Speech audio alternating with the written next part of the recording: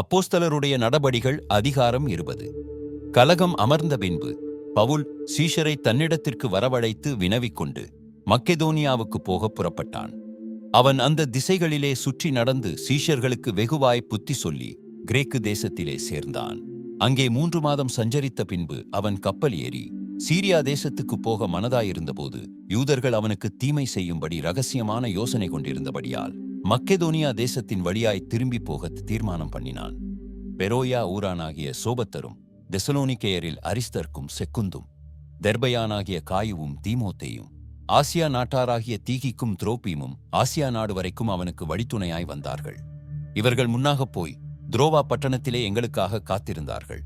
புளிப்பில்லா அப்ப பண்டிகை நாட்களுக்கு பின்பு நாங்கள் கப்பல் ஏறி பிலிப்பி பட்டணத்தை விட்டு 5 நாளைக்குள்ளே துரோவா பட்டணத்துக்கு அவர்களிடத்தில் வந்து அங்கே 7 நாள் தங்கியிருந்தோம்.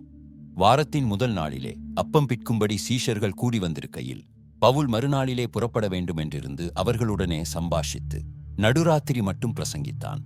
அவர்கள் கூடியிருந்த மேல் வீட்டிலே அநேக விளக்குகள் வைத்திருந்தது.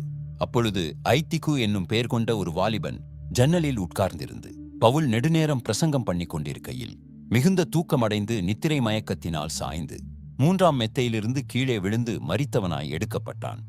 உடனே பவுல் இறங்கிப் போய் அவன் மேல் விழுந்து அவனை அணைத்துக் கொண்டு, கலங்காதிருங்கள், இவன் உயிர் இவனுக்குள் இருக்கிறது என்றான். பின்பு ஏறிப்போய் அப்பம் பிட்டு புசித்து விடியற்காலமளவும் வெகுநேரம் பேசிக் கொண்டிருந்து பின்பு புறப்பட்டான். அந்த வாலிபனை அவர்கள் உயிருள்ளவனாக கூட்டிக் கொண்டு வந்து மிகுந்த ஆறுதல் அடைந்தார்கள். பவுல் ஆசோ பட்டணம் வரைக்கும் கரைவழியாய்ப் போக மனதாயிருந்தபடியால் அவன் திட்டம் பண்ணியிருந்தபடியே நாங்கள் கப்பல் ஏறி அந்த பட்டணத்தில் அவனை ஏற்றிக்கொள்ளும்படி முன்னாக அங்கே போயிருந்தோம். அவன் ஆசோ பட்டணத்திலே எங்களை கண்டபோது நாங்கள் அவனை ஏற்றிக்கொண்டு மித்திலேனே பட்டணத்துக்கு வந்தோம். அவ்விடம் விட்டு மறுநாளிலே கியுதீவுக்கு எதிராக வந்து பவுல் கூடுமானால் பெந்தெகொஸ்தே பண்டிகை நாளிலே எருசலேமில் இருக்க வேண்டுமென்று தீவிரப்பட்டது நிமித்தம் தான் ஆசியாவிலே காலம் போக்காதபடிக்கு எபேசு பட்டணத்தை கடந்து போக வேண்டும் என்று தீர்மானித்ததினால் மறுநாளிலே சாமுதீவு பிடித்து துரோகில்லியோன் ஊர்த்துறையிலே தங்கி மறுநாள் மிலேத்து பட்டணத்துக்கு வந்தோம். மிலேத்துவிலிருந்து அவன் எபேசுவுக்கு ஆள் அனுப்பி சபையின் மூப்பரை வரவழைத்தான். அவர்கள் தன்னிடத்தில் வந்து சேர்ந்த பொழுது அவன் அவர்களை நோக்கி, நான் ஆசியா நாட்டில் வந்த முதல் நாள் தொடங்கி எல்லா காலங்களிலும் உங்களுடனே இன்னவிதமாய் இருந்தேன் என்பதை நீங்கள் அறிந்திருக்கிறீர்கள். வெகு மனத்தாழ்மையோடும் மிகுந்த கண்ணீரோடும் யூதருடைய தீமையான யோசனைகளால் எனக்கு நேரிட்ட சோதனைகளோடும் நான் கர்த்தரைச் சேவித்தேன். பிரயோஜனமானவைகளில் ஒன்றையும் நான் உங்களுக்கு மறைத்து வைக்காமல் வெளியரங்கமாக வீடுகள் தோறும் உங்களுக்கு பிரசங்கித்து உபதேசம் பண்ணி தேவனிடத்திற்கு மனம் திரும்புவதை குறித்தும் நம்முடைய கர்த்தராகிய இயேசு கிறிஸ்துவை விசுவாசிப்பதை குறித்தும் நான் யூதருக்கும் கிரேக்கருக்கும் சாட்சியாக அறிவித்தேன். இப்பொழுதும் நான் ஆவியிலே கட்டுண்டவனாய் எருசலேமுக்கு போகிறேன். அங்கே எனக்கு நேரிடும் காரியங்களை நான் அறியேன். கட்டுகளும் உபத்திரவங்களும் எனக்கு வைத்திருக்கிறதென்று பரிசுத்த ஆவியானவர் பட்டணந்தோறும் தெரிவிக்கிறதை மாத்திரம் அறிந்திருக்கிறேன். ஆகிலும் அவைகளில் ஒன்றையும் குறித்து கவலைப்படேன். என் பிராணனையும் நான் அருமையாக எண்ணேன். என் ஓட்டத்தை சந்தோஷத்தோடே முடிக்கவும் தேவனுடைய கிருபையின் சுவிசேஷத்தை பிரசங்கம் பண்ணும்படிக்கு நான் கர்த்தராகிய இயேசுவினிடத்தில் பெற்ற ஊழியத்தை நிறைவேற்றவுமே விரும்புகிறேன். இதோ நான் உங்களுக்குள்ளே சஞ்சரித்து தேவனுடைய ராஜ்யத்தை குறித்து பிரசங்கம் பண்ணினதை கேட்டவர்களாகிய நீங்கள் எல்லாரும் இனி என் முகத்தை பார்க்க மாட்டீர்கள் என்று அறிந்திருக்கிறேன்.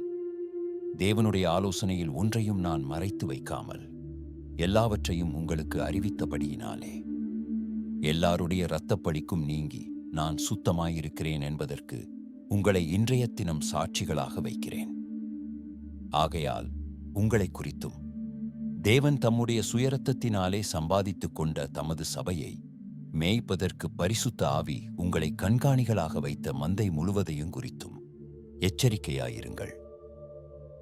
நான் போன பின்பு மந்தையை தப்பவிடாத கொடிதான ஓநாய்கள் உங்களுக்குள்ளே வரும்.